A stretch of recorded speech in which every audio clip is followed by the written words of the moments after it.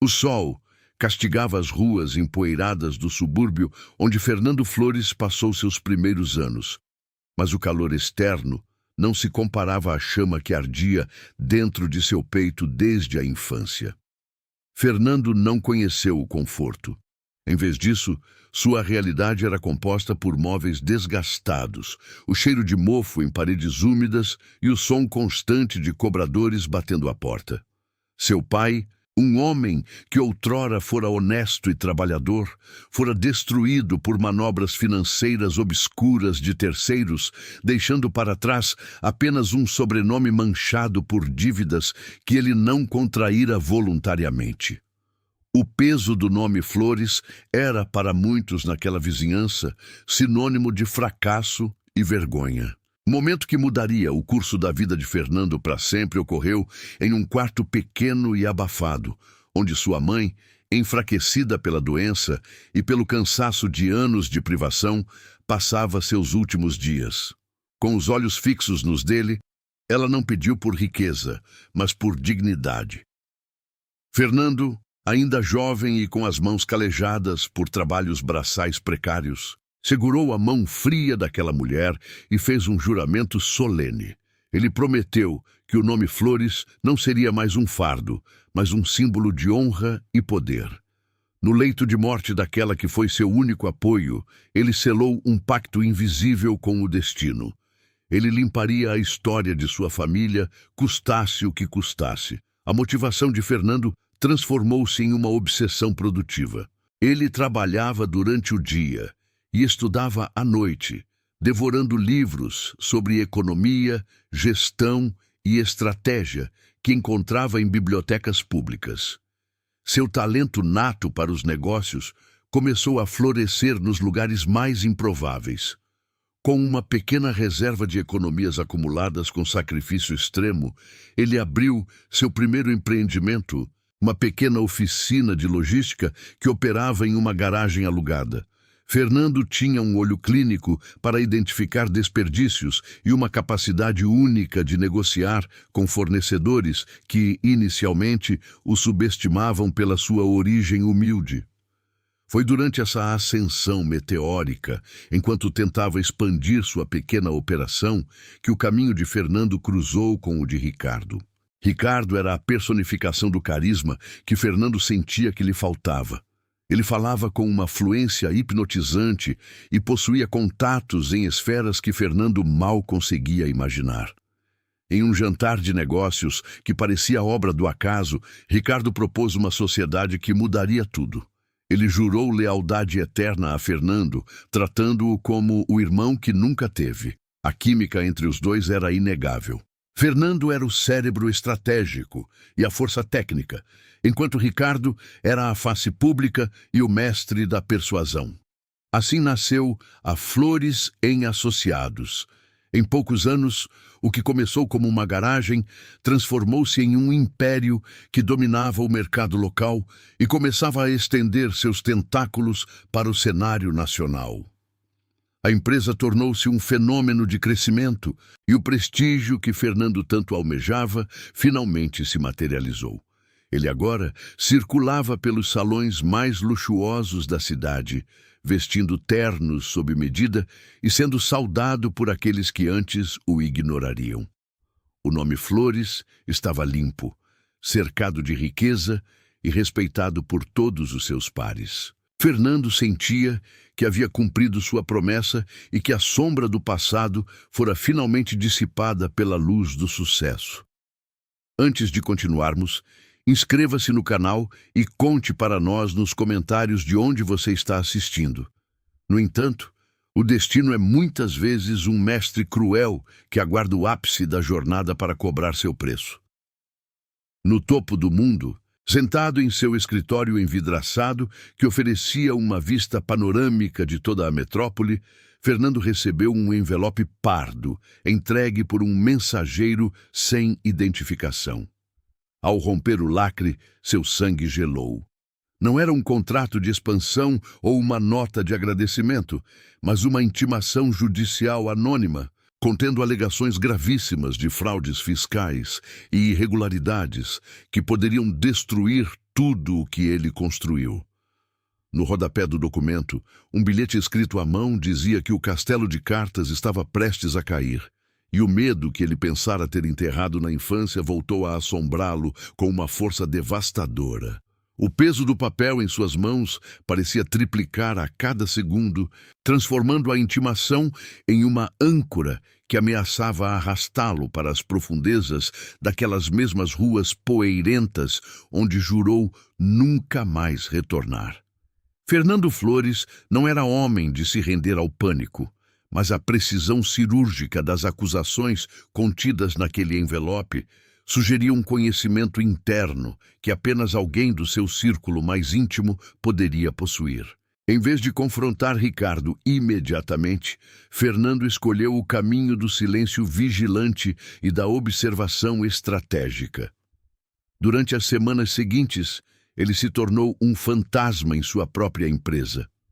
Enquanto o sol se punha e os funcionários deixavam o imponente edifício de vidro, ele permanecia trancado na sala de arquivos, mergulhando em planilhas, extratos bancários e contratos que haviam passado por sua mesa sob o selo da confiança absoluta. A investigação interna foi um processo doloroso, semelhante a remover um curativo de uma ferida que nunca cicatrizou totalmente.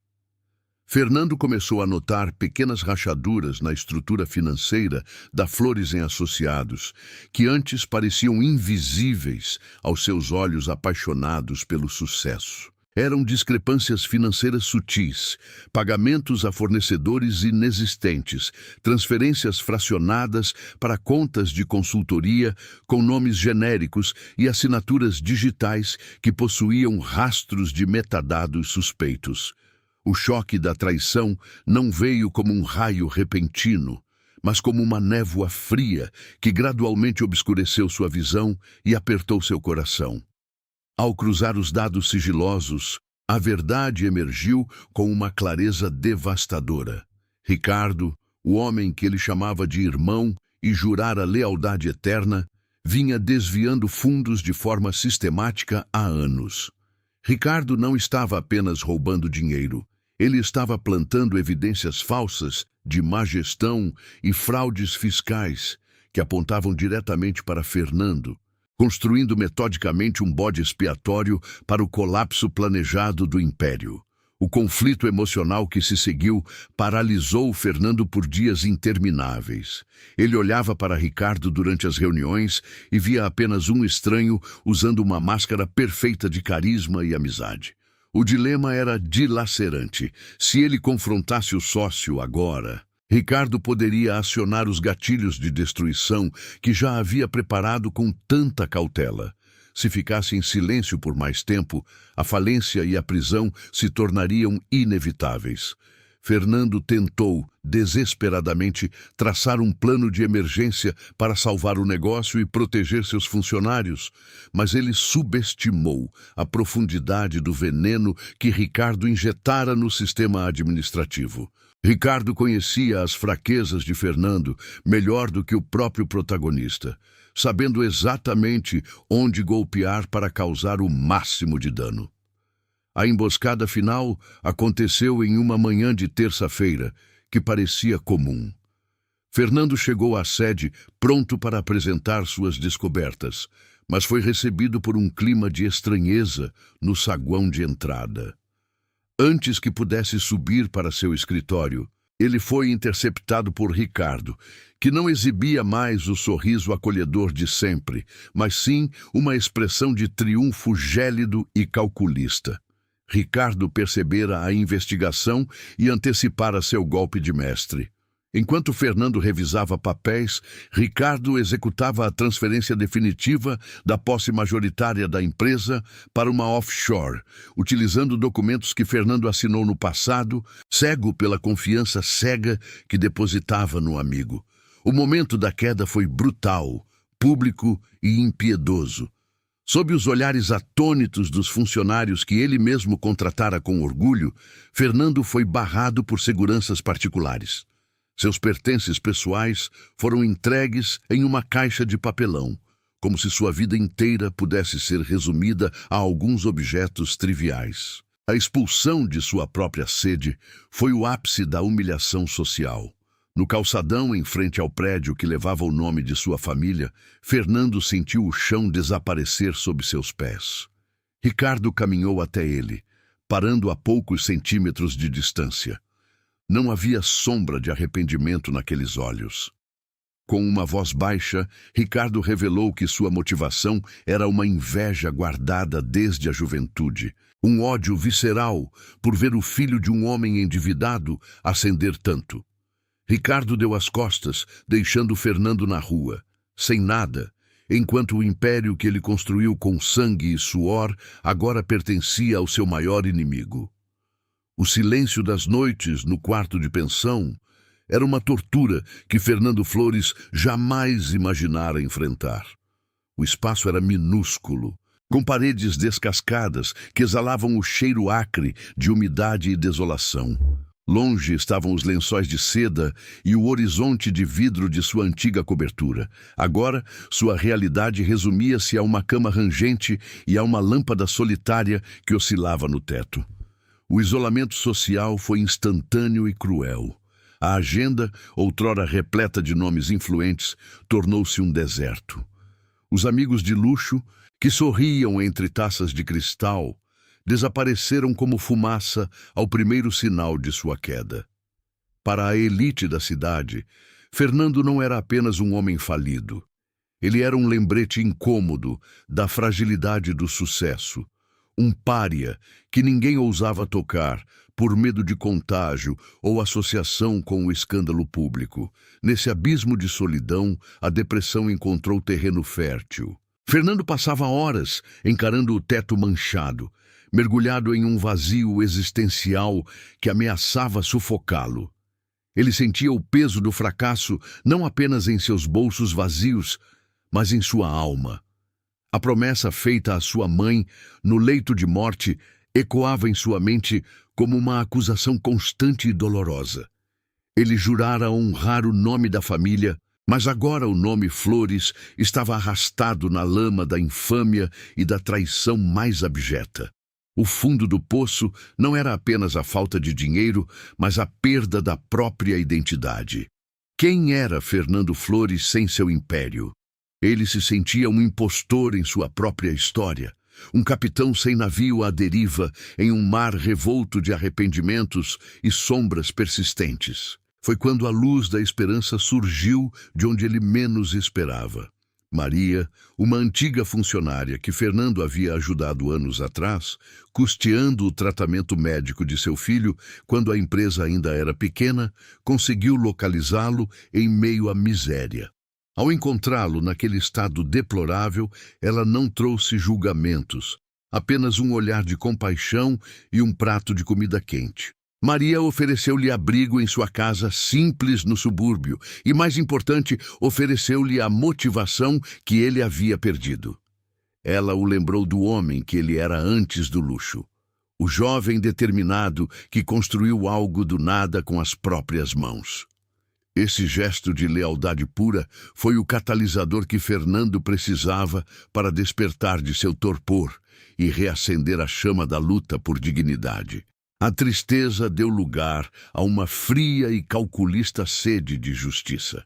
Fernando percebeu que sua redenção não seria apenas sobre recuperar sua fortuna perdida, mas sobre desmantelar o sistema corrupto que permitiu que um monstro como Ricardo prosperasse. O plano começou nos detalhes mais humildes da sobrevivência. Fernando aceitou empregos braçais em armazéns de carga e escritórios de contabilidade de periferia, usando nomes fictícios para não ser reconhecido. Cada centavo economizado era destinado a financiar sua nova e secreta missão de inteligência. Ele trocou os ternos sob medida por roupas de trabalho desgastadas, mas seus olhos agora brilhavam com uma determinação renovada, mais afiada e perigosa do que em qualquer momento de sua ascensão meteórica anterior.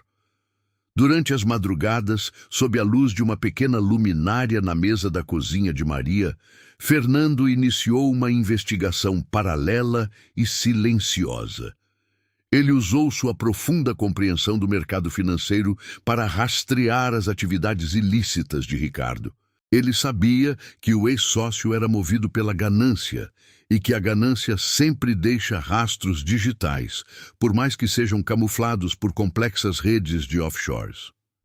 À medida que cavava mais fundo nos registros antigos da Flores Associados, documentos que ele mesmo havia ignorado no passado por excesso de confiança, Fernando começou a encontrar fios soltos que levavam a um passado muito mais sombrio. Ele estava reconstruindo o quebra-cabeça de sua própria ruína com paciência cirúrgica e um silêncio quase sepulcral.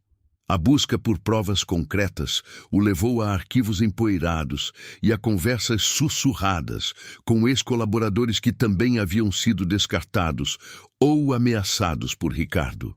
A verdade começou a emergir como um espectro saindo das profundezas do passado. Enquanto analisava o histórico de aquisições de terras e contratos de seguros da época em que seu pai ainda era vivo, Fernando deparou-se com uma inconsistência técnica fatal nos relatórios do acidente que tirou a vida de seu progenitor. O choque foi devastador. Ele descobriu que a traição de Ricardo não era algo recente, mas algo visceral e planejado desde a juventude. A revelação de que a morte de seu pai não fora um acidente trágico, mas uma execução friamente orquestrada para remover o último obstáculo ao controle das propriedades da família, mudou o tom de sua jornada. Fernando Flores agora não buscava apenas justiça. Ele buscava reparação por um crime de sangue que moldou seu destino de forma cruel. O homem, que agora caminhava pelas ruelas úmidas e mal iluminadas do centro industrial, não lembrava em nada o magnata que, em tempos passados, estampava as capas de revistas de economia com um sorriso confiante.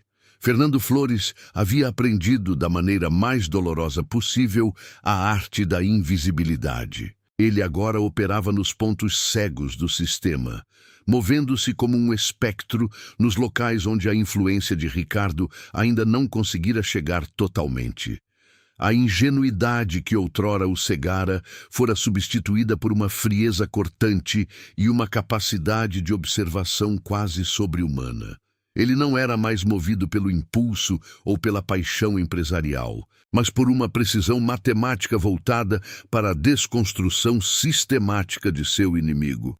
Fernando percebeu rapidamente que a reconstrução de sua dignidade exigia que ele se infiltrasse no submundo dos negócios, um território onde Ricardo, em sua nova arrogância de proprietário absoluto, começava a se aventurar para expandir seu poder. Sob pseudônimos e identidades forjadas com a ajuda de antigos contatos que ainda guardavam alguma gratidão por sua ética passada, Fernando começou a frequentar os bastidores de leilões judiciais e reuniões de credores.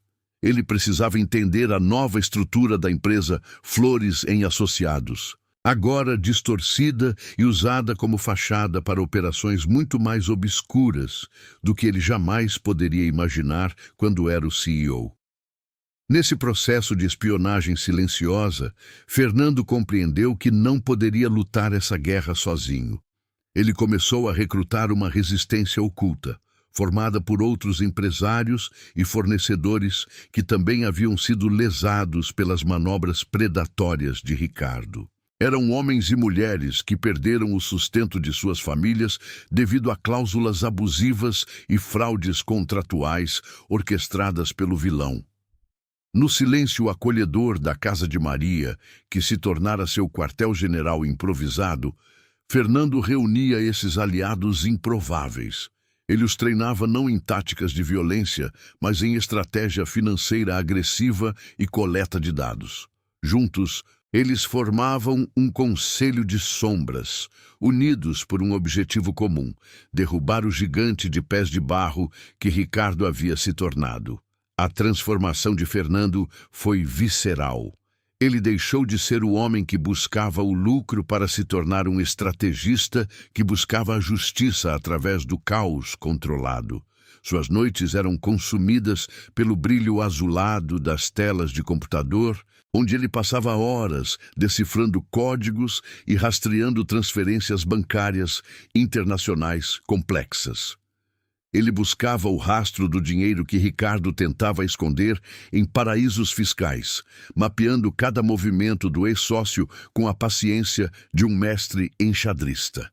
A fome e o cansaço tornaram-se companheiros constantes, mas a chama da promessa feita à sua mãe e a nova descoberta sobre a morte de seu pai o mantinham em um estado de alerta permanente. A coleta de provas era um trabalho de formiga, perigoso e exaustivo. Fernando conseguiu recuperar arquivos deletados de servidores antigos e depoimentos gravados de funcionários que foram coagidos a mentir no passado. Cada nova evidência sobre o envolvimento de Ricardo no acidente de seu pai era como uma facada em seu peito, mas ele usava essa dor para afiar sua determinação. Ele descobriu que a apólice de seguro de vida de seu pai fora o capital inicial secreto que permitira a Ricardo dar seus primeiros passos no crime, uma revelação que tornava a traição ainda mais monstruosa. Entretanto, o silêncio de Fernando começou a gerar ruídos no império de Ricardo. O vilão, sempre paranoico e atento a qualquer instabilidade, notou que alguns de seus novos contratos estavam sendo misteriosamente sabotados e que informações confidenciais vazavam para os órgãos de fiscalização de forma cirúrgica. Ricardo sentiu o hálito de um fantasma em seu pescoço e não demorou a agir. Ele acionou seus capangas mais violentos para varrer os subúrbios em busca de qualquer rastro do ex-sócio.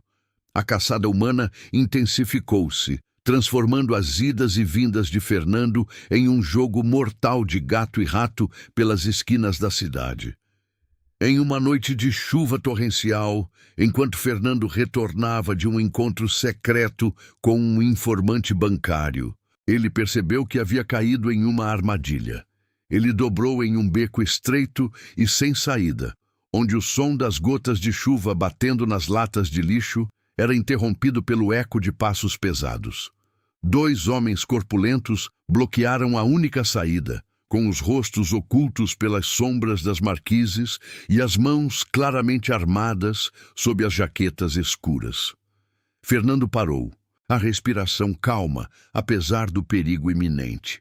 Ele não demonstrou medo. Em vez disso, manteve a postura ereta e o olhar fixo. Quando um dos capangas avançou, Fernando não correu nem implorou. Com um movimento lento e deliberado, ele retirou um envelope pardo de dentro de seu casaco desgastado e o estendeu ao homem. Não era dinheiro, nem uma súplica por sua vida, mas um documento com informações tão comprometedoras sobre a família do próprio capanga que o mercenário hesitou, paralisado pela audácia de um homem que parecia saber os segredos de todos.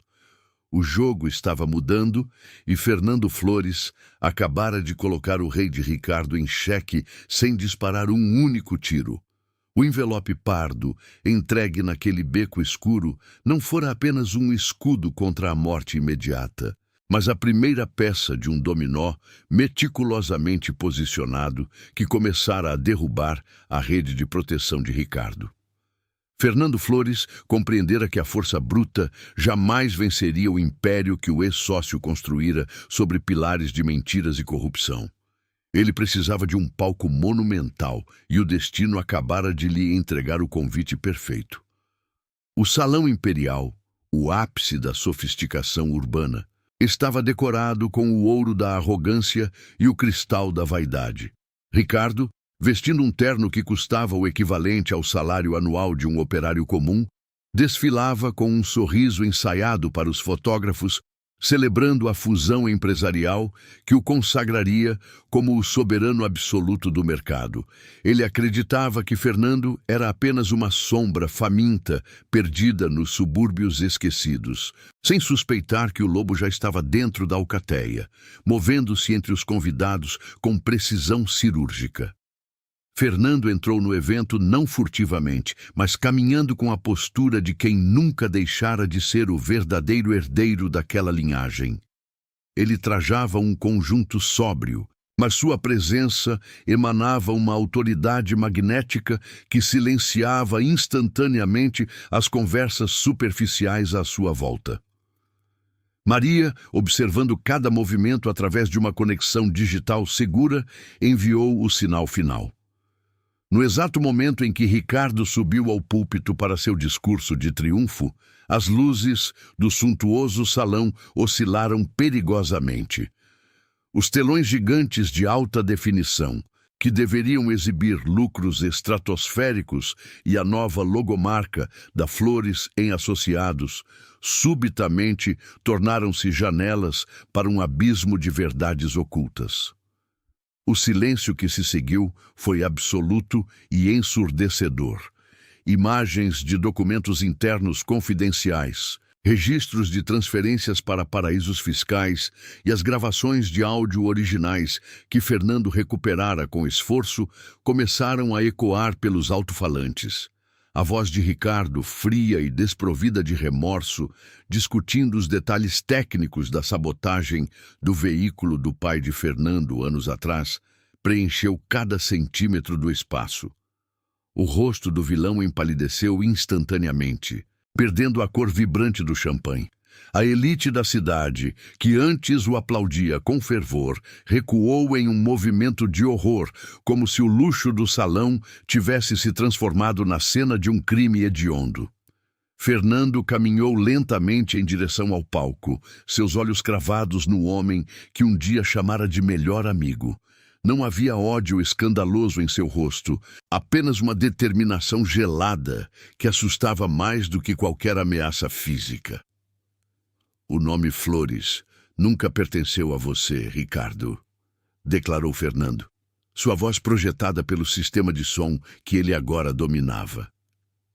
Você tentou enterrar a verdade junto com o corpo do meu pai, mas a terra não aceita o que foi conquistado através do roubo e do assassinato. Ricardo, encurralado por sua vaidade monumental, tentou balbuciar uma defesa patética, alegando manipulação e conspiração. Mas o fluxo de provas irrefutáveis diante de todos era uma sentença de morte jurídica. O embate foi interrompido pela chegada da justiça. O som das sirenes externas começou a abafar o burburinho de pânico dos convidados. O cheiro de perfumes caros agora se misturava ao odor metálico do medo. Ricardo, em um ato de desespero, tentou se esquivar por entre as mesas, buscando uma rota de fuga. Contudo, Fernando estava um passo à frente, bloqueando o caminho do ex-sócio não com violência, mas com o peso moral de quem resgatara a própria alma. No instante em que os agentes federais romperam as portas, o império de Ricardo desmoronou como uma estrutura de vidro sob uma tempestade. Enquanto os oficiais algemavam o homem que orquestrara a ruína de sua família, um vácuo de silêncio se formou entre os dois antigos sócios. O brilho das luzes de emergência das viaturas refletia-se nos cristais do teto, criando um padrão de cores azul e vermelho. Ricardo, com os olhos injetados de derrota, aproximou-se de Fernando enquanto era conduzido para fora. Em um sussurro carregado de veneno, ele proferiu palavras que gelaram o sangue do protagonista. Você acha que recuperou tudo, Fernando? O que fiz com seu pai foi apenas o começo. Procure pelo cofre enterrado na velha fundição. Há uma dívida que nem o sangue dele pagou, e você é o único que restou para arcar com o preço final. O segredo final deixou Fernando paralisado no centro do salão vazio, enquanto observava Ricardo ser levado. O inimigo fora derrubado, mas as sombras do passado projetavam uma última e perigosa missão no horizonte de Fernando Flores. As palavras venenosas de Ricardo ainda ecoavam no salão agora silencioso, como um rastro de fumaça em um ambiente que deveria respirar alívio. O segredo sobre a velha fundição e uma suposta dívida, não paga de seu pai, martelavam na mente de Fernando Flores, enquanto ele observava o ex-sócio ser conduzido para fora, sob custódia policial. No dia seguinte, movido por uma necessidade de encerrar aquele capítulo sombrio, Fernando dirigiu-se ao antigo distrito industrial. A velha fundição era uma carcaça de metal e tijolos, um lugar habitado apenas por fantasmas de uma era de trabalho árduo. O prédio estava em ruínas, com vigas retorcidas, que pareciam braços implorando por descanso, mas Fernando sabia exatamente onde procurar. Sob o piso de concreto rachado do antigo escritório de seu pai, oculto por décadas, ele encontrou um pequeno cofre metálico. Suas mãos tremiam, não de medo, mas da antecipação de uma verdade que se recusava a permanecer enterrada sob as mentiras do passado. Ao abrir a porta pesada, Fernando não encontrou ouro, joias ou provas de um crime oculto, como Ricardo sugerira na tentativa de desestabilizá-lo. Em vez disso, ele deparou-se com uma série de cartas e recibos de doações anônimas que seu pai fizera ao longo de décadas para as famílias dos operários que haviam passado por dificuldades extremas. O preço final que Ricardo mencionara não era uma dívida de sangue, mas sim o peso de uma responsabilidade moral imensa. A proteção de uma comunidade inteira que seu pai defendera em segredo contra a ganância predatória. Fernando sentiu as lágrimas escorrerem de uma compreensão libertadora que lavava sua alma. A dívida era de gratidão, um legado de bondade que ele agora estava pronto para honrar com todos os recursos e a influência que recuperara.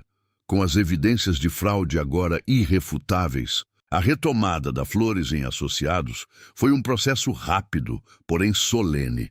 Fernando não voltou para a cadeira de presidente com a sede de um conquistador, mas com a humildade de um zelador.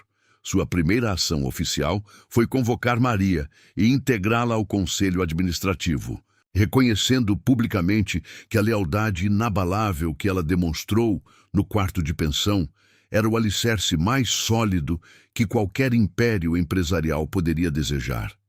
O nome da organização foi mantido por respeito à linhagem familiar, mas sua missão foi completamente transformada por um novo propósito ético.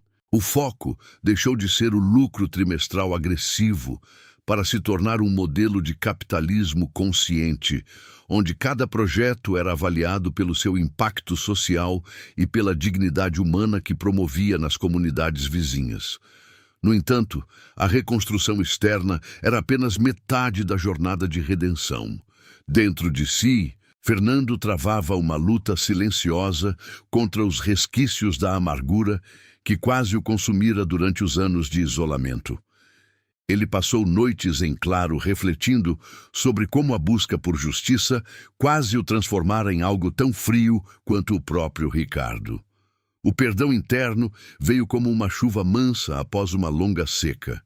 Ele decidiu perdoar sua própria ingenuidade juvenil. E, acima de tudo, escolheu libertar o ódio que sentia pelo ex-sócio. Manter aquele rancor era como carregar uma brasa ardente com a intenção de atirá-la em outra pessoa. O único ferido era ele mesmo. Ao escolher a integridade sobre a vingança cega, Fernando finalmente encontrou a paz que nenhum luxo ou saldo bancário poderia comprar. A visita ao cemitério da cidade, em uma tarde de brisa suave, foi o selo definitivo de sua trajetória. Diante dos túmulos de seus pais, Fernando ajoelhou-se e depositou 2 flores brancas sobre o mármore frio. Ele não disse palavras em voz alta, mas seu coração pulsava a promessa cumprida com cada batida. O nome Flores estava finalmente limpo de todas as acusações e sombras. Ele sentiu uma presença reconfortante ao seu redor, como se o sol que aquecia suas costas fosse o abraço que ele tanto buscara desde que se vira sozinho no mundo. O ciclo de dor que começara com uma promessa desesperada no leito de morte de sua mãe encerrava-se ali, transformado em um legado de esperança para as gerações futuras. Enquanto isso, a quilômetros dali, em uma cela estreita e cinzenta, Ricardo enfrentava o isolamento absoluto. Sem o luxo, sem os ternos caros e sem o público que alimentava sua vaidade, ele era apenas um homem pequeno e esquecido por todos.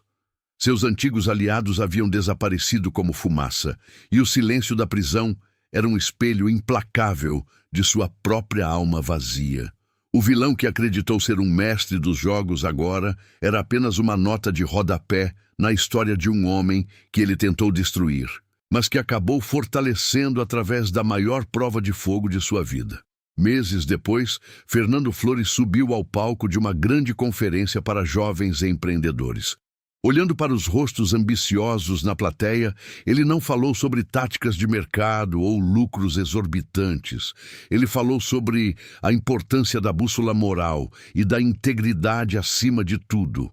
O verdadeiro sucesso, disse ele com uma voz firme, não é medido pelo que você constrói para si mesmo, mas pelo que você protege para aqueles que não podem se defender sozinhos. A honra é a única riqueza que você leva para o túmulo. Sob um aplauso ensurdecedor, Fernando caminhou para o horizonte onde o sol se punha em tons de dourado e violeta. O passado era uma memória honrada e o futuro era um campo aberto de possibilidades infinitas. Fernando Flores estava finalmente em paz consigo mesmo.